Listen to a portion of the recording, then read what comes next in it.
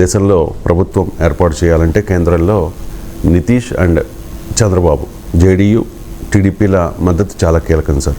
ఈ నేపథ్యంలో ఒక వార్త చూస్తూ ఉన్నాం, టీడీపీ జేడీయూలను సంప్రదించడంపై రాహుల్ గాంధీ వాళ్ళ నిర్ణయం తీసుకుంటారు అని చెప్పి. ఇండియా కూటమికి మెజారిటీ రాలేదు, 234కే కన్ఫైన్ అయిన పరిస్థితి.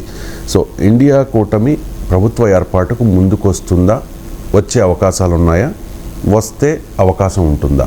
అంటే ఇండియా కూటమి ఉన్న 234 ఎంపీస్తో ప్రభుత్వం ఏర్పాటు చేయడం సాధ్యం కాదు. 272 ఉంటేనే సాధ్యమవుతుంది. సాధారణంగా ఒక ప్రీ పోల్ కోalition లేదా సింగిల్ లార్జెస్ట్ పార్టీ ఇది ఒక ఆర్డర్ ఉంటుంది. ఆ తర్వాతనే పోస్ట్ పోల్ కోalition, ముందు ప్రీ పోల్ కోalitionకు ప్రియారిటీ ఉంటుంది. బీజేపీకి 272 రాలేదు కనుక ఈ చర్చ మొదలైంది. బీజేపీకి 272 వస్తే అసలు చర్చే లేదు కదా. బీజేపీ 240 దగ్గర ఆగిపోయింది. సో బీజేపీకి 400 పార్ అది ఇది అన్నారు కానీ అది 272 దగ్గర ఆగిపోయింది. సో 272 బీజేపీకి లేవు కనుక, బట్ ఎన్డీఏకు ఉన్నాయి. మనం ఎన్డీఏ వేరు బీజేపీ వేరుగా చూడలేము. ఎందుకంటే ఎన్డీఏ అనేది ప్రీ పోల్ కోalition కనుక ఎన్నికలకు ముందు ఏర్పడిన సంకీర్ణం. అయితే మన రాజకీయాల్లో రాజ్యాంగంలో ఎక్కడ ఎన్నికల ముందు ఏర్పడిన సంకీర్ణ కూటమి నుంచి ఎన్నికల అనంతరము ఎవరు బయటికి రాకూడదు అని ఎక్కలేదు. సో రాజ్యాంగం ఎక్కడ బైండ్ చేయదు. అంటే ఒక పొలిటికల్ పార్టీకి ఉండే ఫ్రీడమ్ను, రైట్ను క్వశ్చన్ చేయదు. అందుకే మన దేశంలో పార్టీలు కూటమి నుంచి వస్తుంటాయి, పోతుంటాయి. ఇప్పుడు జేడీయూ ఎన్నిసార్లు వచ్చింది, ఎన్నిసార్లు పోయింది. ఎన్నికల్లో ఏ కూటమి ఏ పార్టీలతో కలిసి ఉన్నదో ఆ పార్టీలతో 5 ఏళ్ళు ఉందా, మధ్యలో రావడము బయటికి పోవడం చూసాం. తెలుగుదేశం పార్టీ 2014లో కలిసి పోటీ చేసి కూటమిగా వచ్చి 2018లో బయటకు వచ్చిన సందర్భం చూసాం. శిరోమణి అకాలీదళ్ 2019లో బీజేపీతో కలిసి పోటీ చేసి ఒక ఏడాది తిరగకముందే 2020లోనే బయటకు రావడం చూసాం. హర్యానాలో జననాయక జనతా పార్టీ ఎన్నికల తర్వాత బీజేపీతో కలిసింది, కానీ మళ్ళీ అసెంబ్లీ ఎన్నికలు ఇంకా త్వరలో ఉన్నాయి. ఈలోగా బీజేపీతో తెగదెంపులు చేసుకున్నది. సో ఇలా రాజకీయంగా కలిసి పోటీ చేసి కూడా విడిపోతారు, విడిగా పోటీ చేసి కూడా కలుస్తారు. ఇప్పుడు లాస్ట్ 5 yearsలో బిజు జనతాదళ్ బీజేపీతో కలిసి పోటీ చేయలేదు 2019లో, కానీ సపోర్ట్ చేస్తూ వచ్చింది. వైఎస్ఆర్ కాంగ్రెస్ కలిసి పోటీ చేయలేదు, కానీ సపోర్ట్ చేస్తూ వచ్చింది. సపోర్ట్ చేసేందుకు ఇద్దరు మునిగారు, బీజేపీతో పాటు వీళ్ళిద్దరు కూడా మునిగారు. సో అందువల్ల నాకు రాజకీయాల్లో రాజ్యాంగ రీత్యా కానీ ఎన్నికల చట్టాల రీత్యా కానీ ప్రీ పోల్ కోalitionలో ఉన్న భాగస్వామ్య పక్షాలు ఖచ్చితంగా కలిసి ఉండాలి అని కాన్స్టిట్యూషనల్ లీగల్ బైండింగ్ లేదు. ఏది మారల్గా ఎథికల్గా చూసినప్పుడు, పొలిటికల్గా చూసినప్పుడు కలిసి ఎన్నికలకు ప్రజల దగ్గరికి పోయారు కదా అంటే ఆ పాలిటిక్స్ను, మొరాల్స్ను, ఎథిక్స్ను మనం ఒక్కసారి మనకు అనుగుణంగానే వాదిస్తే లాభం లేదు కదా. మన నితీష్ కుమార్ ఎవరితో కలిసి పోటీ చేశాడు, ఎవరితో వెళ్ళి చేరాడు, ఇవన్నీ చూశాం కదా మనం. సో అందువల్ల రాజకీయాల్లో ఇప్పుడు శివసేన బీజేపీతో కలిసి పోటీ చేసి తర్వాత అటువైపు పోలేదా.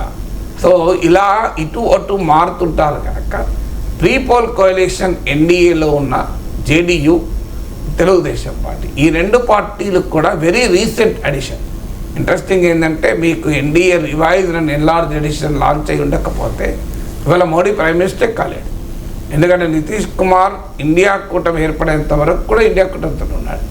పాట్నాలోనే ఇండియా కూటమి తొలి సమావేశం జరిగింది. సో నితీష్ కుమార్ కనుక లేకపోతే, నితీష్ కుమార్ టీడీపీ ఎన్నికలకు ముందు దాదాపు ఎన్నికల నోటిఫికేషన్ వస్తున్న తరుణంలో కలిసింది. అంటే ఈ ఇద్దరు రీసెంట్ అడిషన్ లేకపోతే ఇలా మోడీ ప్రైమ్ మినిస్టర్గా ఉండే అవకాశమే లేదు వీళ్ళిద్దరు. అందువల్ల ఈ 2 పార్టీలు వెరీ రీసెంట్ అడిషన్ కనుక ఇప్పుడు వీళ్ళిద్దరూ కనుక బయటికి వస్తే ఆ గవర్నమెంట్ ఫామ్ చేయడానికి బీజేపీకి అవకాశం ఉండదు, ఇండియా కూటమికి అవకాశం ఉంటుంది. అందువల్ల ఆ ఆప్షన్ బహుశా ఎక్స్ప్లోర్ చేస్తున్నట్టుగా కనబడుతుంది. నిన్న చంద్రబాబు నాయుడు విలేకరుల సమావేశం పెడతారు అన్నారు, అది క్యాన్సిల్ అయినట్టుంది నాకు గుర్తున్నంత వరకు. నిన్న నేషనల్ ఛానల్స్లో పెద్ద డిబేట్ అది. చంద్రబాబు నాయుడు మీడియాతో మాట్లాడలేదు అంటే సంథింగ్ ఈజ్ హ్యాపెనింగ్ అని. ఎందుకంటే దానిపైన అభిషేక్ సింగ్ మాన్వి లాంటి వాళ్ళు కూడా వాళ్ళు మాట్లాడినటువంటి మాటలు అనుమానాలకు రేకెత్తించాయి. జాతీయ మీడియా కథనాల ప్రకారం అయితే శరద్ పవార్ ఇప్పటికే చంద్రబాబు నాయుడుతో మాట్లాడాడని, ఇండియా టుడేలో అయితే మధ్యాహ్నమే వచ్చింది. ఒక సీనియర్ లెఫ్ట్ లీడరు చంద్రబాబు నాయుడుతో మాట్లాడాడు అని. సో ఇలా కథనాలు వస్తున్నాయి. శరద్ పవార్ అటు నితీష్ కుమార్తోనూ ఇటు చంద్రబాబు నాయుడుతో ఇద్దరితోనూ మాట్లాడారు. ఈ రెండు పార్టీలు కనుక ఎన్డీఏ నుంచి మేము బయటికి వస్తాం, ఆంధ్రప్రదేశ్కు ప్రత్యేక హోదా, బీహార్కు ప్రత్యేక హోదా, ఇలాంటి డిమాండ్లు ఉన్నాయి. సో అది కనుక వీళ్ళు చేరడంలో కూడా నితీష్ కుమార్కి మోడీ పైన ప్రత్యేక ప్రేమ లేదు, అందరికీ తెలుసు. అసలు మోడీతో కలిసి స్టేజ్ కూడా పంచుకొని అన్న నాయకుడు నితీష్ కుమార్. చంద్రబాబు నాయుడు పట్ల కూడా బీజేపీ జాతీయ నాయకత్వం ఎన్నికలకు ముందు వ్యవహరించిన తీరు చూసాం. చంద్రబాబు నాయుడు జగన్మోహన్ రెడ్డికి 5 ఏళ్ల పాటు అండదండలు ఇచ్చింది మోడీ ప్రభుత్వం. చంద్రబాబు నాయుడు లాంటి సుదీర్ఘ రాజకీయ చరిత్ర ఉన్నటువంటి నాయకుడిని ఎన్నిసార్లు ఢిల్లీకి పిలిపించుకున్నారో మనం చూసాం. అసలు అమిత్ షా అపాయింట్మెంట్కు, మోడీ అపాయింట్మెంట్కు చంద్రబాబు నాయుడు ఢిల్లీలో ఎన్ని రోజులు ఆగాల్సి వచ్చిందో చూసాం. లోకేష్ అమిత్ షా అపాయింట్మెంట్కి ఎన్ని రోజులు ఆగాలో చూసాం. సో ఇవన్నీ కూడా చూసాం. అయినా తెలుగుదేశం ఇవన్నీ భరించి ఓర్చుకొని గరళాన్ని కూడా మింగి తన రాజకీయ లక్ష్యాన్ని ముద్దాడడం కొరకు వ్యవహరిస్తూ వచ్చింది. నిజంగానే దాని ఫలితం కూడా ఇవాళ వచ్చింది. అందువల్ల ఇవన్నీ కూడా తెలుగుదేశం ఒక హ్యూమిలియేషన్ ఎదుర్కొని బీజేపీతో కలిసి, బీజేపీ నాయకులు చివరి నిమిషం వరకు మా దగ్గరికి టీడీపీ వచ్చింది, టీడీపీ వెంపర్లాడుతోంది, స్వరాజ్ స్టేట్మెంట్ని చూసాం, మాతో పొత్తుకు టీడీపీ వెంపర్లాడుతోంది. ఇలా 1% ఉన్న భారతీయ జనతా పార్టీ ఒక రకంగా టీడీపీని ఆడించుకుంది. ఇవన్నీ మరి చంద్రబాబు నాయుడు మనసులో ఎక్కడో కానీ ప్రభావం ఉంటుంది కదా. సో అన్నేళ్ళ అనుభవం ఉన్నటువంటి నాయకుడు ఇప్పుడు అనూహ్యంగా ప్రతి మనిషిని ఎప్పుడు కూడా మనము తక్కువ అంచనా వేయకూడదు.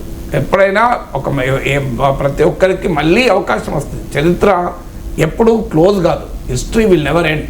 History will have a tendency to repeat it self కూడా. ఇప్పుడు జరిగింది అదే కదా. చంద్రబాబు నాయుడు ఈ 5 ఏళ్ళుగా జాతీయ రాజకీయాల్లో లేదు, 10 ఏళ్ళుగా లేదు ఒక రకంగా. అంతకుముందు ఎన్డీఏలో ఉన్నా కూడా కీలకం కాదు. ఇవాళ ఎన్డీఏ సెంట్రల్ స్టేజ్లోకి చంద్రబాబు నాయుడు వచ్చాడు.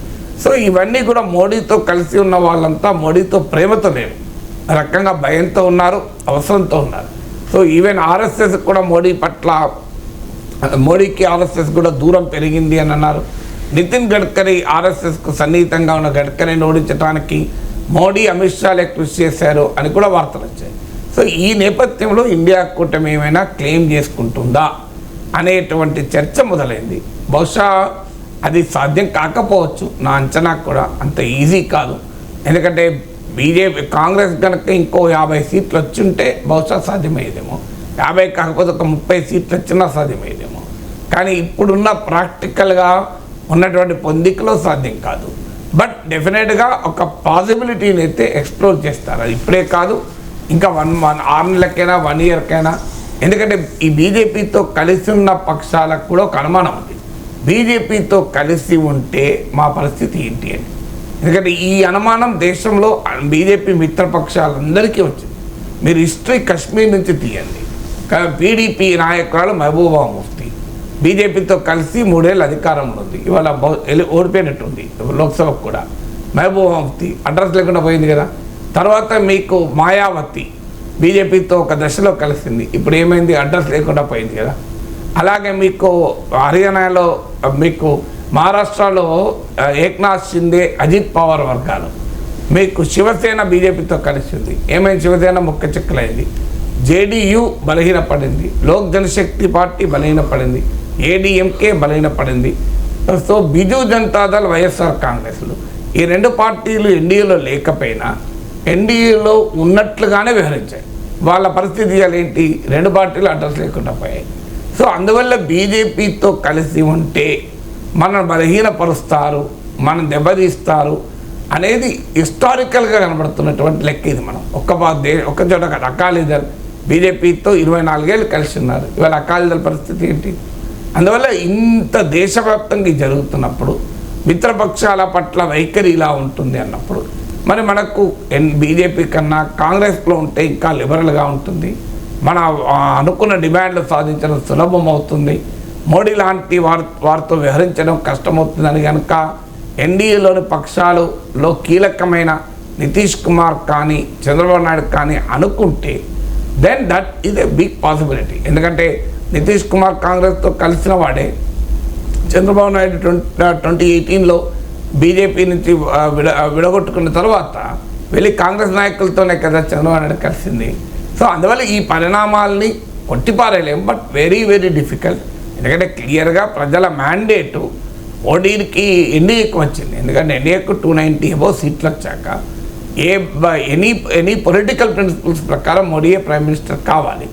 బట్ పొలిటికల్ ప్రిన్సిపల్స్ ఉండవు కదా. కర్ణాటకలో బీజేపీకి మెజారిటీ వచ్చి ప్రభుత్వంలోకి వచ్చిందా? మధ్యప్రదేశ్లో బీజేపీకి మెజారిటీ వచ్చి శివరాజ్ సింగ్ చౌహాన్ ముఖ్యమంత్రి అయ్యాడా? మీకు దేశంలో బీజేపీకి మెజారిటీ రాకపోయినా కర్ణాటక, మధ్యప్రదేశ్, మీకు గతంలో అరుణాచల్ ప్రదేశ్లు, ఉత్తరాఖండ్లు ఎన్ని చోట్ల బీజేపీ అధికారంలోకి రాలే. మెజారిటీ రాకపోయినా కూడా, మెజారిటీ రాకపోయినా బీజేపీ అధికారంలోకి దేశంలో అనేక రాష్ట్రాల్లో వస్తున్నప్పుడు మన మెజారిటీ రాని ఇండియా కూటమి కూడా అధికారంలోకి ప్రయత్నం చేయడంలో ఆశ్చర్యమేం లేదు కదా. సో అది ఇండియా కూటమి చేసినా, అది బీజేపీ చేసినా, నాలాంటి వాళ్ళు పొలిటికల్ ప్రిన్సిపల్స్ ఫాలో కావాలి. ప్రజల మ్యాండేట్ ఎన్డీఏ ప్రభుత్వమే రావాలి అంటారు. చంద్రబాబు నాయుడు కూడా, నితీష్ కుమార్ కూడా ఎన్డీఏలోనే ఉండాలంటారు. ఎందుకంటే దట్ ప్రజల మ్యాండేట్, పీపుల్స్ మ్యాండేట్. ఎన్నికలకు ముందు మీరు కలిసి పోటీ చేసి ఎన్నికలు అయ్యాక నేను మారుతా అంటే అది ఎన్నికలు కాదు. కానీ మరి దేశమంతా జరుగుతున్నది అదే కదా, బీజేపీ చేస్తున్నదే. నేను అందుకే ఉదాహరణ చెప్పాను, జ్యోతిరాదిత్య సింధియా ఏ పార్టీ ఎమ్మెల్యే నాయకుడు గెలిచాడు? కాంగ్రెస్ నాయకుడు కదా ఆయన. మరి ఆయన ఎన్నికల తర్వాతనే కదా బీజేపీలో చేరింది. ఎన్నికల్లో మరి శివరాజ్ సింగ్ చౌహాన్ గెలిచాడా? ఓడిపోయాడు కదా. ఆయన ప్రభుత్వానికి ప్రజలు వ్యతిరేకంగా తీర్పు చెప్పినా కూడా బీజేపీ ముఖ్యమంత్రిగా ఆయన ప్రమాణ స్వీకారం చేశాడు. యడియూరప్పకు ప్రజలు వ్యతిరేకంగా తీర్పు చెప్పినా కూడా ఆయన కర్ణాటక ముఖ్యమంత్రి అయ్యాడు కదా. సో అందువల్ల ప్రజలు వ్యతిరేకంగా తీర్పు చెప్పినాక కూడా ముఖ్యమంత్రులను బీజేపీ చేస్తున్నప్పుడు ఇండియా కూడా చేయకుంటే నీవు చెప్పిన విద్య నిరదాక్ష. ఇప్పుడు ఎన్డీఏలో చక్రం తిప్పే అద్భుతమైన అవకాశం వచ్చింది చంద్రబాబు నాయుడుకి. ఇండియా కూటమి ఆహ్వానిస్తే వెళ్ళే అవకాశం ఉంటుందా ఏదైనా కండిషన్స్ మీద? అంటే బహుశా చంద్రబాబు నాయుడు అప్పుడు ఎన్డీఏ కన్వీనర్గా ఆయనకు ఆఫర్ చేశారని అంటున్నారు. తాజా సమాచారం అయితే, నాకున్న సమాచారం ఎన్డీఏ కన్వీనర్ బాధ్యత ఇచ్చారని. అంటే వాజ్పేయి ఇరా టైంలో చంద్రబాబు నాయుడుకి ఏ రకమైన పాత్ర పోషించాడో సరిగ్గా 25 ఏళ్ల తర్వాత మళ్ళీ ఆ పాత్ర చంద్రబాబు నాయుడుకి వచ్చింది. అందువల్ల రాజకీయాల్లో ఎవరిని కొట్టిపారేయలేము.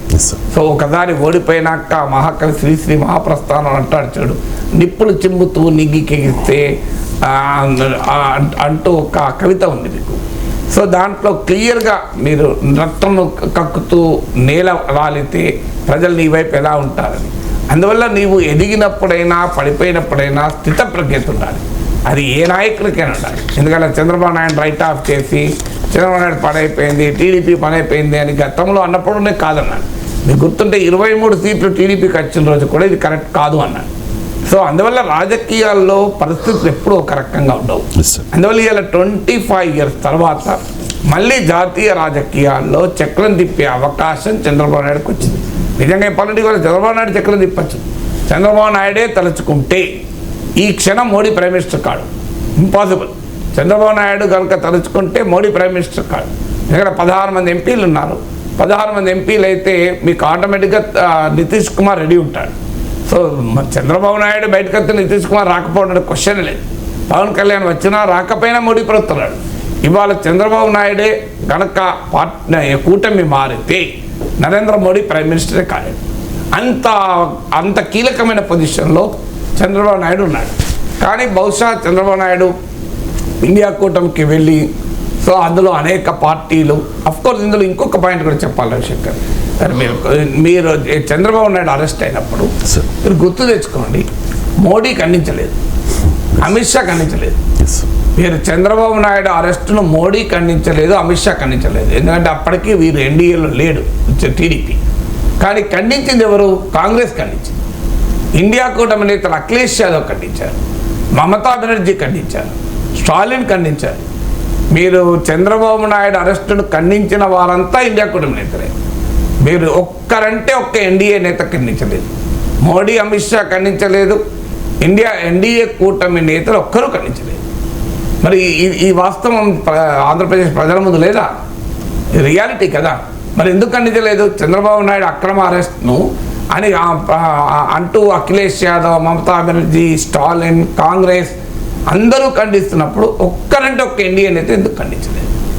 సో అంటే అప్పటికి ఇంక ఎన్డీఏలో చేరలేదు అని ఒక పాయింట్ అనొచ్చు. చేరడము చేరకపోవడంతో సంబంధం లేదు కదా. అరెస్ట్ పట్ల నీ వైఖరి ఏంటి అనేది క్రైటీరియా కదా. అరెస్ట్ పట్ల నీ వైఖరి అయితే చెప్పాలి కదా. సో అందువల్ల వైఎస్ఆర్ కాంగ్రెస్ పార్టీ కాకుండా ఆంధ్రప్రదేశ్లో అన్ని ప్రతిపక్షాలు ఖండించాయి, వామపక్ష పార్టీలు ఖండించాయి, కాంగ్రెస్ ఖండించింది. సో ఆ అరెస్ట్ సరైంది కాదు అని. సో ఆయనకు బెయిల్ రావాలని అందరం వాదించాం కదా. అప్పుడు నేను నా వీడియోలో అనేకసార్లు చెప్పాను, చంద్రబాబు నాయుడు బెయిల్ రావాల్సిందే అని. మరి బీజేపీ ఆ మాట అన్నదా?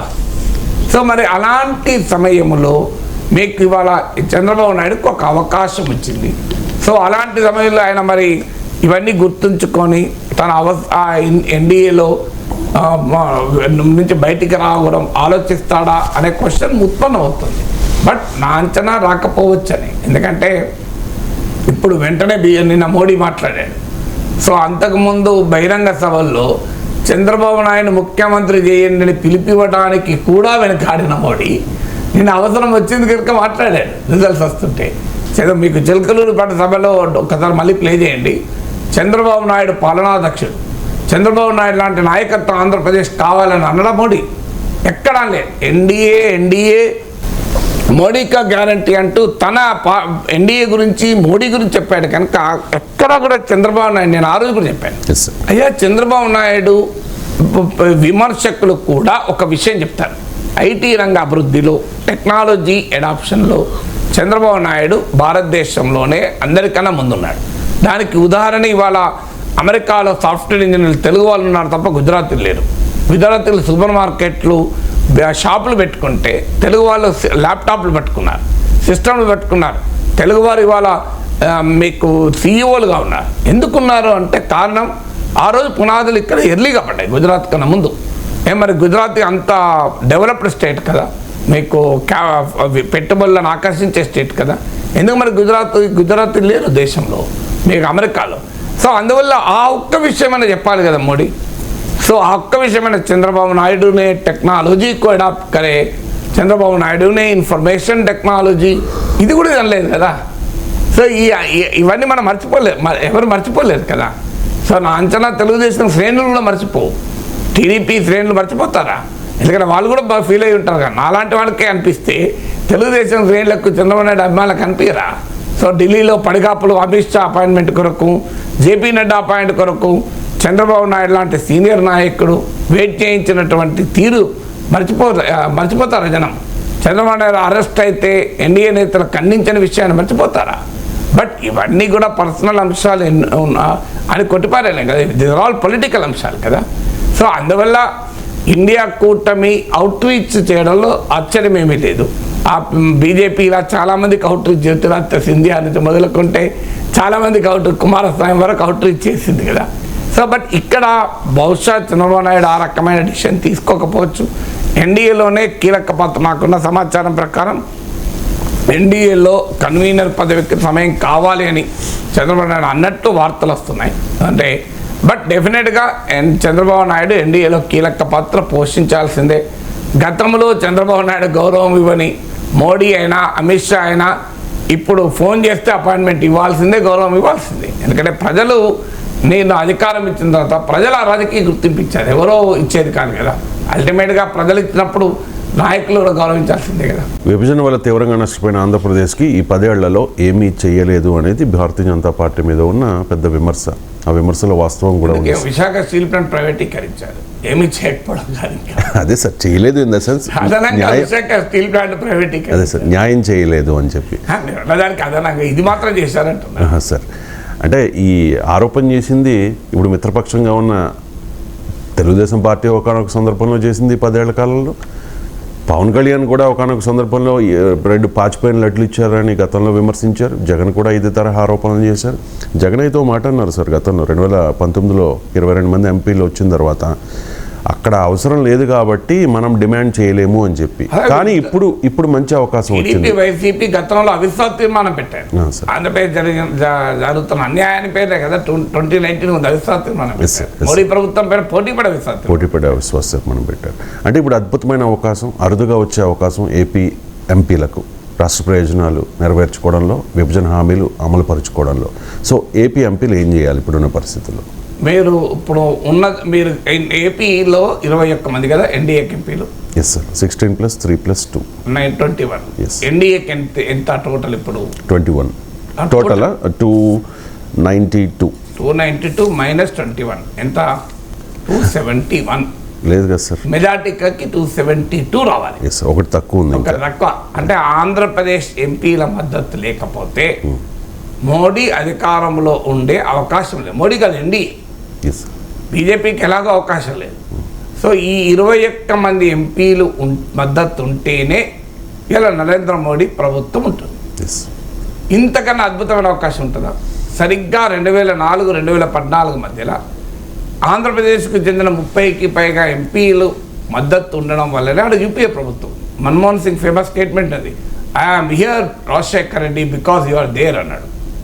రాజశేఖర్ రెడ్డిని ఉద్దేశించి మన్మోహన్ సింగ్ అన్న మాటలు, I am here because you are there అన్నాడు. నేను ఇక్కడ ఉన్నానంటే అక్కడ నువ్వు ఉండడం వల్లనే అని. అందువల్ల ఇలా మోడీ ఢిల్లీలో ఉన్నాడంటేనే అది చంద్రబాబు నాయుడు అమరావతిలో ఉండడం వల్లనే. సో ఇదేమి బీహార్లో నితీష్ కుమార్ గెలుచుకున్నామన్నా బీజేపీ సహకారంతో గెలుచుకున్నాయి. వాస్తవంగా ఆంధ్రప్రదేశ్లో బీజేపీ సహకారం లేకపోయినా టీడీపీకి రిజల్ట్ వచ్చింది కదా. ఇవాళ బీజేపీ ఎంపీలు కూడా టీడీపీ గెలిపించింది. నిజంగా పడిన వాళ్ళు టీడీపీ పేరుకు బీజేపీ ఎంపీలు కానీ వాళ్ళకు బ్యానర్ కట్టిన నుంచి మొదలు కొట్టుకొని జెండా కట్టిన వరకు, ఓటు వేయించిన దానికెళ్ళి వేసిన వరకు అంతా టీడీపీ కదా. సో అందువల్ల ఇవాళ 21 మంది ఎంపీలు మద్దతు ఉంటేనే మోడీ ప్రభుత్వం ఉన్నప్పుడు మనం ఏం అడగాలి? అందువల్ల ఇవాళ చంద్రబాబు నాయుడుకి అప్పీల్ ఏంటంటే మీరు ఎన్డీఏలోనే ఉండండి, ఎన్డీఏ వాడకండి, ఎందుకంటే అది కరెక్ట్ కూడా కాదు. It is not ethical politics. రాజకీయాల్లో ఎథిక్స్ ఉండాలి. గతంలో బీజేపీ చేసింది కదా, మధ్యప్రదేశ్లో, కర్ణాటకలో చేసింది కదా, ఉత్తరాఖండ్లో చేసింది కదా, అరుణాచల్ ప్రదేశ్లో చేసింది కదా, అండ్ తెలుగుదేశానికి చెందిన 4 ఎంపీలకు కూడా బీజేపీ పార్లమెంటరీ పార్టీలో కలుపుకున్నది కదా. ఇవన్నీ నిజమే కావచ్చు, కానీ still I want Chandrababu Naidu to be in NDA. ఎన్డీఏలోనే ఉండాలి. కానీ ఎన్డీఏలో ఉండేటప్పుడు దాన్ని బేషరతుగా ఉండాల్సిన అవసరం లేదు, అన్కండిషనల్గా ఉండాల్సిన అవసరం లేదు. రాజకీయ పార్టీలకు అల్టిమేట్గా ప్రజలకు మేలు చేయడం అనేది ప్రాతిపదిక అయితే తప్ప మరొకటి ప్రాతిపదిక ఉండకూడదు కదా. సో అందువల్ల చంద్రబాబు నాయుడు వాళ్ళ కండిషన్ పెట్టాలి. ఏం కండిషన్ పెట్టాలి అంటే ఎన్డీఏలో మీరు నాకు కన్వీనర్గా, నేను ఎన్డీఏలో ఉండకపోవడానికి కండిషన్ అంటలేదు. ఎందుకంటే ఎన్డీఏ కన్వీనర్గా మీరు నన్ను అడిగారు, సంతోషం. కానీ ఆంధ్రప్రదేశ్కు ప్రత్యేక హోదా లేకుండా మీరు చంద్రబాబు నాయుడుకు ప్రత్యేక హోదా ఇస్తే లాభం ఏంటి? అది చంద్రబాబు నాయుడు గౌరవాన్ని పెంచుతుందా? రేపు ప్రత్యర్థులు విమర్శకులు వ్యాఖ్యానించరా? సో ఆంధ్రప్రదేశ్కి అయితే ప్రత్యేక హోదా రాలేదు, కానీ చంద్రబాబు నాయుడుకు కూడా మాత్రం ప్రత్యేక హోదా ఇచ్చారు. సో ఎందుకు ఇచ్చారు అది కూడా మన అందరికీ తెలిసి వాళ్ళ పరిస్థితి ఉంది కనుక ఇచ్చారు. లేకపోతే నితిన్ గడ్కరీని పట్టించుకొని మోడీ చంద్రబాబు నాయుడు పట్టించుకునేవాడా? అనుమానమే లేదు కదా. అద్వానీనే పక్కకు పెట్టిన మోడీ చంద్రబాబు నాయుడు దగ్గరికి తీసేవాడా? సో అవసరాలు దగ్గరకు ఆ రకంగా చేయిస్తున్నాయి. సో మోడీ అవసరాలతోనైతే చంద్రబాబు నాయుడు కన్వీనర్గా ఉండమంటున్నాడు, అదే అవకాశంగా తీసుకొని నాకు సంతోషం, నేను ఎన్డీఏ కన్వీనర్గా ఉంటాను, కానీ నాకు నా రాష్ట్రానికి ప్రత్యేక హోదా కావాలి. విశాఖ స్టీల్ ప్లాంట్ ప్రైవేటీకరణ ఆగాలి. దివ్యమైన రాజధాని, ఆంధ్రప్రదేశ్కు 10 ఏళ్ళుగా రాజధాని లేదు. అమరావతి నిర్మాణానికి కేంద్రము పూర్తిగా సహకరించాలి. ఎందుకంటే పార్లమెంటు చట్టం ద్వారా రాష్ట్రం ఏర్పడింది. సీమాంధ్ర ప్రజల అభిష్టానికి భిన్నంగా పార్లమెంట్లో కాంగ్రెస్ బీజేపీలు కలిసి రాష్ట్రాన్ని విడగొట్టాయి. హైదరాబాద్ లాంటి ఒక ఆదాయం కలిగిన నగరం ఆంధ్రప్రదేశ్కు లేకుండా పోయింది. మరి ఇలాంటి పరిస్థితుల్లో రాజధాని కట్టడం మా పని కాదు, రాజధాని కట్టడం మా పని కాదు, మేము 1000 కోట్లు ఇస్తాం, 1500 కోట్లు ఇచ్చాం, మీరు బిల్డింగ్లు కట్టుకోండి అని కేంద్రం చేతులు దులపడానికి వీల్లేదు. ఎందుకంటే ఆంధ్రప్రదేశ్ విభజనకున్న చారిత్రక పూర్వరంగం వేరు, ఇతర రాష్ట్రాల ఏర్పాటు వేరు. మీరు ఛత్తీస్గఢ్లో రాజధాని నిర్మాణానికి మేము ఇంతే ఇచ్చాం అనే ఆర్గ్యుమెంటు, జార్ఖండ్లో రాజధానికి ఇంతే ఇచ్చామనే ఆర్గ్యుమెంట్ ఆంధ్రప్రదేశ్కి వర్తించదు. ఎందుకు వర్తించదు అంటే సీమాంధ్ర ప్రజల అభిష్టానికి భిన్నంగా మీరు చేశారు. మీరు ఇప్పుడు ఛత్తీస్గఢ్, జార్ఖండ్, రాజధాని ఉత్తరాఖండ్ రాష్ట్రాలు ఏర్పడ్డాయి. ఆ రాష్ట్రాలు వారు కోరుకొని రాజధాని ఉన్న ప్రాంతం నుంచి విడిపోయారు. వాళ్ళు కోరుకున్నారు, లక్నో నుంచి మేము విడిపోతాం, మాకు ప్రత్యేక రాష్ట్రం కావాలని ఉత్తరాఖండ్లో ఉద్యమం జరిగింది. మీకు జార్ఖండ్, ఛత్తీస్గఢ్లో కూడా అక్కడ ప్రజలు కోరుకున్నారు రాజధాని నుంచి విడిపోవటానికి.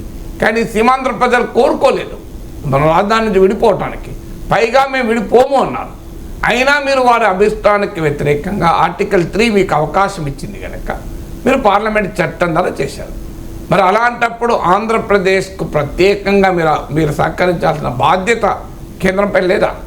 అందువల్ల ఇవాళ అమరావతి అనే బ్రాండ్తో, పేటెంట్తో చంద్రబాబు నాయుడు రాజకీయాల్లో మళ్ళీ ఎదిగాడు. అందువల్ల ఇవాళ చంద్రబాబు నాయుడు విజయవంతం కావటానికి కేంద్రం సహకరించాలి. అమరావతిలో చంద్రబాబు నాయుడు అడగాలి, మీరు ప్రత్యేక హోదా ఇవ్వండి, మీరు విశాఖ స్టీల్ ప్లాంట్ ప్రైవేటీకరణ ఆపండి, తక్షణం ప్రకటించండి స్టీల్ ప్లాంట్. ఎందుకంటే పవన్ కళ్యాణ్ స్టీల్ ప్లాంట్ కార్మికుల పోరాటంలో పాల్గొన్నాడు, ఆయన ప్రత్యక్షంగా పాల్గొన్నాడు. అలాగే మీరు జగన్మోహన్ రెడ్డి ప్రభుత్వం తప్పుపట్టారు.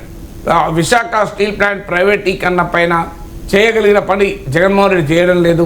22 ఎంపీలు ఇచ్చినా కూడా ప్రత్యేక హోదా గురించి మాట్లాడడం లేదు. ఇవన్నీ విమర్శించారు. కానీ ఇప్పుడు మీకు 21 ఎంపీలు ఇచ్చారు. 21 ఎంపీలే కాదు, జగన్మోహన్ రెడ్డికి 2019లో, చంద్రబాబు నాయుడుకు 2014లో లేని ఒక ప్రత్యేక పరిస్థితి కూడా ఇచ్చారు. ఎందుకంటే మీ మద్దతుతోనే అక్కడ మోడీ ప్రభుత్వంలో ఉన్నాడు. ఈ అవకాశం గతంలో ఎప్పుడూ లేదు.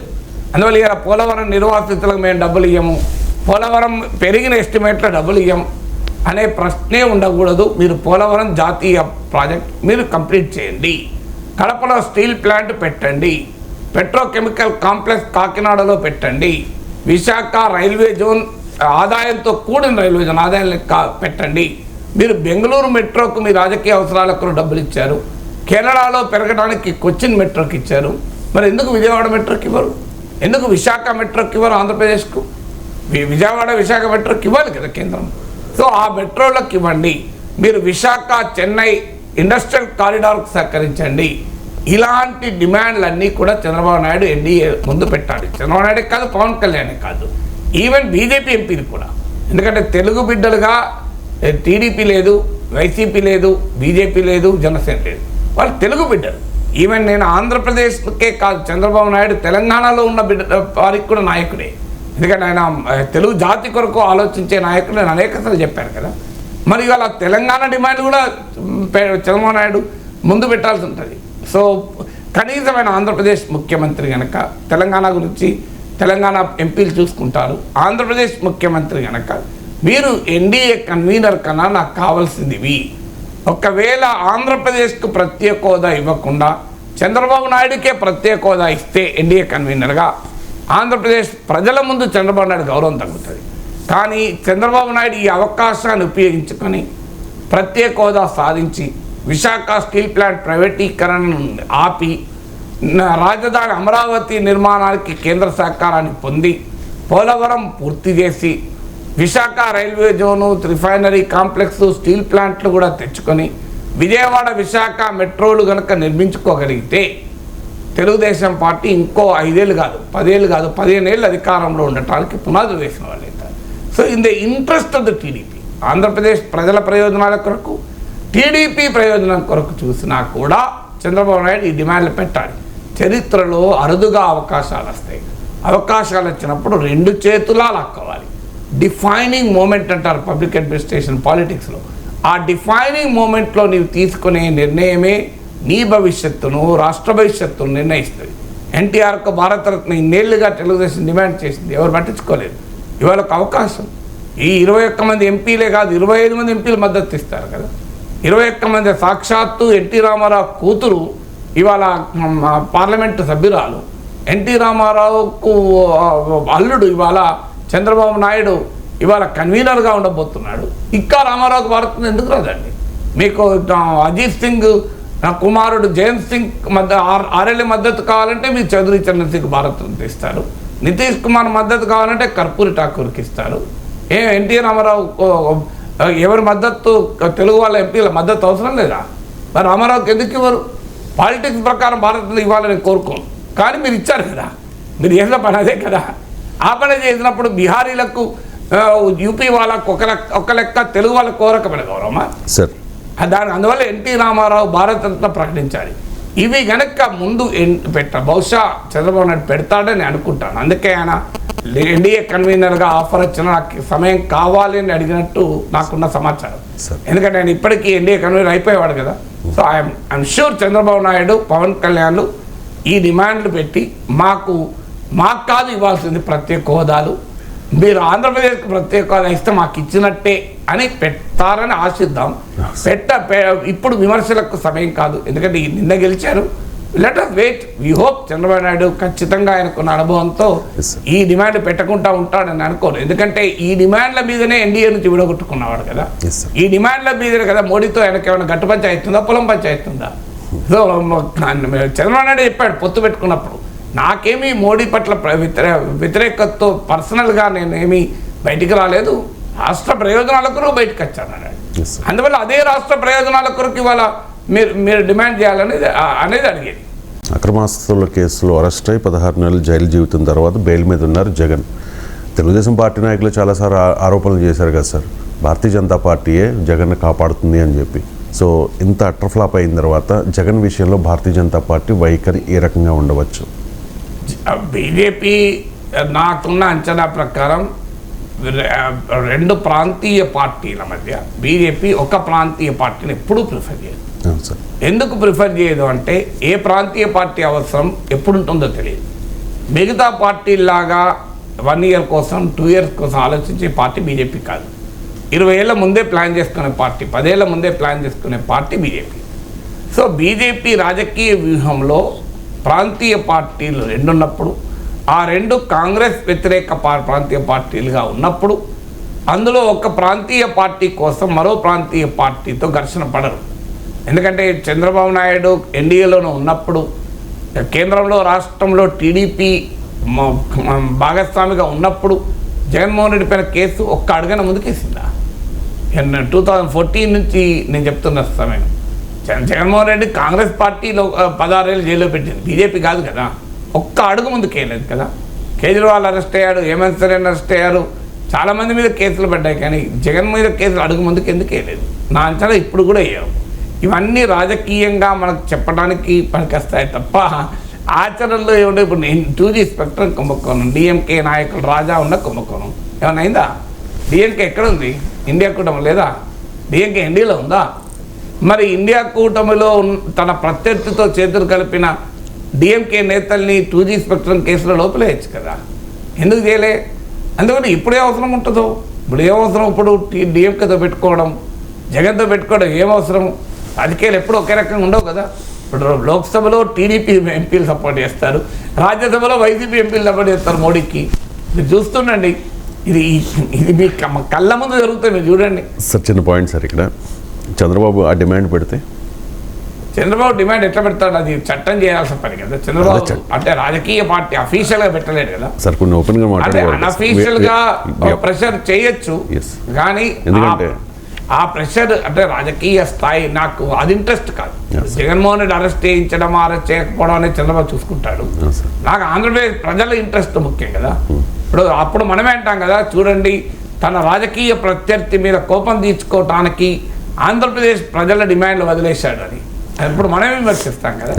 అందువల్ల రాజకీయ ప్రత్యర్థులు ఏం చేయాలో అది మనం చెప్పాల్సిన అవసరం లేదు రాజకీయ నాయకులకు, మనకన్నా ఎక్కువ వాళ్ళకి తెలుసు. జగన్మోహన్ రెడ్డి ఎవరో సలహా ఇస్తే చంద్రబాబు నాయుడు అరెస్ట్ చేయలేదు కదా. సో అందువల్ల అది ఆ చట్టం ప్రకారం ఏం జరగాలన్నా జరుగుతుంది, చంద్రబాబు నాయుడుకు ఏం చేయాలో చేస్తారు. కానీ రాష్ట్ర ప్రయోజనాల గురించి మాత్రమే మనం మాట్లాడుకోవాలి. రాష్ట్ర ప్రయోజనాల కొరకు మనం ఇప్పుడు ఒక అవకాశం వచ్చింది, ఈ అవకాశాన్ని సద్వినియోగం చేసుకోకపోతే చరిత్ర మనల్ని క్షమించదు. ఈ వాస్తవం చంద్రబాబు నాయుడుకు కూడా తెలుసనే నమ్ముతాను. చంద్రబాబు నాయుడు, పవన్ కళ్యాణ్లు ఖచ్చితంగా ఆంధ్రప్రదేశ్ ప్రజల డిమాండ్లను, ఇప్పుడు నేను చెప్పిన డిమాండ్లను ముందు పెడతారనే నమ్ముతాను. ఎందుకంటే వారికి అవకాశం, గతంలో అవిశ్వాస తీర్మానమే పెట్టిన వారు కదా చంద్రబాబు నాయుడు. పవన్ కళ్యాణ్ చెప్పాడు కదా, మీరు అవిశ్వాస తీర్మానం పెట్టండి, నేను దేశమంతా ఎంపీల మద్దతు తీసుకొస్తా అన్నాడు కదా. అందువల్ల వాళ్ళంతా అంత మర్చిపోతారా? చంద్రబాబు నాయుడు, పవన్ కళ్యాణ్లు గుర్తులేవు. అందువల్ల వాళ్ళకు కూడా వాళ్ళ పొలిటికల్ ఇంట్రెస్ట్ రీత్యా చూసినా సాధించారు కదా. వాళ్ళ పొలిటికల్ ఇంట్రెస్ట్ టీడీపీ, జనసేన ఇప్పుడు ప్రభుత్వానికి ఎంత మంచి పేరు వస్తుంది. టీడీపీ భవిష్యత్తుకి ఇది పునాదులు వేస్తుంది కదా. రాష్ట్ర ప్రయోజనాలకు ఉంటాయి, రాజకీయ ప్రయోజనాలు ఉంటాయి. రాష్ట్ర ప్రయోజనాలను కాపాడి రాజకీయ ప్రయోజనం పొందేది తప్పు కూడా కాదు కదా. రాజకీయ పార్టీలు అఫ్కోర్స్ రాజకీయ ప్రయోజనాలకు పనిచేస్తాయి, చెయ్యాలి కూడా. అందువల్ల రాష్ట్ర ప్రయోజనాలు కాపాడి తెలుగుదేశం పార్టీ మరోసారి అధికారంలోకి వస్తే ఆనందపడదాం, మనకు అభ్యంతరం. అల్టిమేట్గా మన రాష్ట్ర ప్రజలకు మేలు జరగాలి. ఏ పార్టీ అధికారంలోకి వస్తా అన్నది ఇంపార్టెంట్ కాదు. ప్రజా తీర్పును గౌరవిస్తూ ఉన్నాం అంటూ చంద్రబాబు పవన్లకు జగన్ శుభాకాంక్షలు తెలియజేశారు. అంటే పేర్లు ప్రస్తావించలేదు కానీ ఎన్డీఏ నేతలకు శుభాకాంక్షలు అన్నారు. అట్ ది సేమ్ టైం ఎవరో మోసం చేశారు, అన్యాయం చేశారనడానికి ఆధారాలు లేవు, కానీ ఏదో తేడా జరిగింది. ఏం జరిగిందో ఆ దేవుడికే తెలుసు. అంటే ఎన్నికల ప్రక్రియ మీద జగన్ అనుమానం వ్యక్తం చేశారు సార్. అంటే ఇప్పుడు ఆధారాలు లేవని ఆయనే చెప్పినాక ఇక అనుమానాలకు వాల్యూ ఉంటుంది. ఆధారాలు లేని అనుమానాలకు విలువ ఉంటుంది ఎప్పుడు కూడా. ఆధారాలు లేని అనుమానాల్ని పబ్లిక్ డొమైన్లో పెట్టి డెమోక్రటిక్ ఎలక్టోరల్ ప్రాసెస్ పైన అనవసరంగా ప్రజలకు డౌట్ కల్పించడం కూడా ఉపయోగం లేదు. ఎందుకంటే ఆధారాలు ఉంటే ఖచ్చితంగా దాన్ని ముందు పెట్టి ఎలక్టోరల్ ప్రాసెస్ను ప్రశ్నించవచ్చు, తప్పలేదు. కానీ లేకపోతే అది ట్రంప్ లాగా అవుతుంది. ట్రంప్ ఏ ఆధారం లేకుండా అసలు ఎన్నికలను రిజెక్ట్ చేస్తున్నాడు. ఇంకా జగన్ ఆ మాట అనలేదనుకోండి. అందువల్ల జగనే అన్నాడు కదా, మోసం పోయామా, అన్యాయం జరిగిందా అనడానికి ఆధారాలు లేవు. ఆధారాలు లేనప్పుడు దాన్ని పబ్లిక్ డొమైన్లో పెట్టడం వల్ల ఉపయోగమే ఉంటుంది. సో అందువల్ల ఎన్నికల ప్రక్రియలో పైన అంటే ఈ స్ట్రేంజ్ రిజల్ట్ ఉన్నప్పుడు ఈ రకమైన డౌట్లు వస్తాయి. ఇప్పుడు మనకి ఇప్పటికీ కూడా సుభాష్ చంద్రబోస్ బతికే ఉన్నాడా అని మనం చర్చ పెట్టుకుంటాం చూడండి. ఎందుకంటే ఇక మిస్టీరియస్ యాక్సిడెంట్లో చనిపోతే ఈ క్వశ్చన్స్ ఉంటాయి. రాజశేఖర రెడ్డి మరణం వెనుక ఎవరైనా ఉన్నారా, ఈ చర్చించుకోలేదు చాలాసార్లు. కారణం ఏంటంటే సంజయ్ గాంధీ మరణం వెనుక ఎవరున్నారు అంటే మిస్టీరియస్ సర్కమ్స్టెన్సెస్లో జరిగిన వాటిపైన ఎలాగైతే అనుమానం ఉంటుందో వెరీ స్ట్రేంజ్ రిజల్ట్. అంటే ఇప్పుడు ఐఐటి వస్తుంది, టాప్ ర్యాంకర్ ఐఐటి టాప్ 3లో ఉంటాడనే అర్థం. ఐఐటి కాదు ఎంసెట్కు రాలేదనుకోండి, డౌట్ వస్తుందా లేదా? సో అలా జగన్మోహన్ రెడ్డి ఓడిపోతారు అన్నవాళ్ళు చాలామంది ఉన్నారు, గెలుస్తారు ఖచ్చితంగా అన్నవాళ్ళు కొద్దిమంది. సో ఏమో చెప్పలేము, పరిస్థితి చాలా టఫ్గా ఉందని ఎక్కువ మంది అన్నారు. కానీ జగన్మోహన్ రెడ్డి ఈ స్థాయిలో గెలుస్తారని ఎవరు చెప్పలేదు కదా, ఏ రాజకీయ నాయకుడు చెప్పలేదు. సో అందువల్ల ఏ రాజకీయ నాయకుడు చెప్పని రీతిలో రిజల్ట్ వచ్చినప్పుడు డెఫినెట్గా ఆయన స్ట్రేంజ్గా ఫీల్ కావడంలో తప్పలేదు. So it is really strange. కానీ ప్రజాస్వామ్యంలో ప్రజల తీర్పును హుందాగా తీసుకోవాలి. జగనే చెప్పినట్టు 40% ఓటికి వచ్చింది కదా. సో 23 సీట్లు వచ్చిన చంద్రబాబు నాయుడు మళ్ళీ అద్భుతమైన మెజార్టీతో అధికారంలోకి రాలేదా? సో అందువల్ల రాజకీయాల్లో అవకాశాలు ప్రజల పక్షాన్ని నిలబడి ఇలా ఉన్నప్పుడు ఎప్పుడూ అవకాశం ఉంటుంది. సో ఆ అవకాశాన్ని ఉపయోగించుకొని తప్పులు సరి చేసుకొని సమీక్షించుకొని ఒక కొత్త రాజకీయ పంతాలో కనుక జనం ముందుకు వెళ్తే ప్రజలు ఒక బలమైన ముఖ్యమంత్రులే కాదు, బలమైన ప్రతిపక్ష నేత కూడా కోరుకుంటారు. ఇలా భారత ప్రజల తీర్పు అదే కదా. భారత ప్రజల తీర్పులు not just voted for a government, they voted for a strong opposition. అందువల్ల బలమైన ప్రతిపక్షం ఆంధ్రప్రదేశ్లో లేకపోవడం దురదృష్టకరం. కనీసం ప్రజా జీవితంలో అసెంబ్లీలో లేకపోవచ్చు, బయట పొలిటికల్ లైఫ్లోనైనా ఒక బలమైన ప్రతిపక్షంగా వ్యవహరించడం వల్ల ఉపయోగం తప్ప ఫలితాలు వచ్చాక అనుమానాలు వ్యక్తం చేసుకుంటూ కూర్చుంటే ఉపయోగం ఏమి ఉండదు కదా.